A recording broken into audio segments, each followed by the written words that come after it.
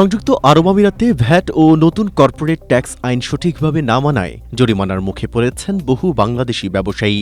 এই সংকট থেকে বাঁচতে এবং আমিরাতের আসন্ন ইনভয়েসিং কাঠামোর প্রস্তুতি নিয়ে রাস আল খাইমাহতে অনুষ্ঠিত হয়েছে একটি বিশেষ সচেতনতামূলক সেমিনার। ইজি অ্যাকাউন্টিং সলিউশন এবং জি স্প্রিং আইটি সলিউশন এর যৌথ উদ্যোগে আয়োজিত এই সেমিনারে প্রধান অতিথি ছিলেন ইউএইতে নিযুক্ত বাংলাদেশের রাষ্ট্রদূত তারেক আহমেদ। সেমিনারে মূল আলোচ্য বিষয় ছিল ডিজিটাল ইনভয়েসিং ও বিজনেস অটোমেশন।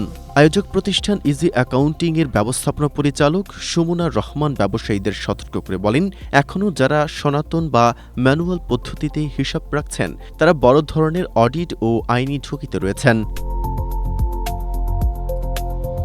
কিভাবে স্থানীয় ট্যাক্স আইন মেনে তৈরি আধুনিক ইআরপি সফটওয়্যারের মাধ্যমে ইনভয়েসিং ও ট্যাক্স রিপোর্টিং সম্পূর্ণ সক্রিয় করা সম্ভব, সেমিনারে তা তুলে ধরা হয়।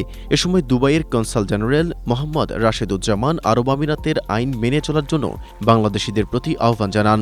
We all know that UAE government has been constantly adopting new measures and undergoing digital transformation, even including the use of AI. To make UAE more business friendly, to make business easier, efficient, and cost effective.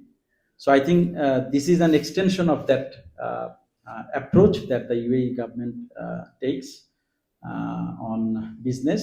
প্রধান অতিথির বক্তব্যে রাষ্ট্রদূত তারেক আহমেদ সময়োপযোগী এই উদ্যোগের প্রশংসা করে প্রবাসী ব্যবসায়ীদের দ্রুত ডিজিটাল রূপান্তরের বিষয়ে তাগিদ দেন।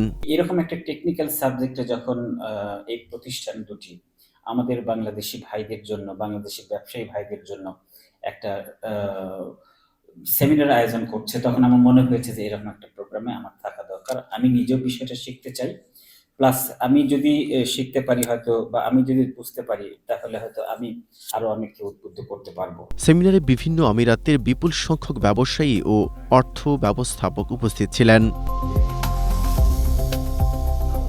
Desk report, Asia post.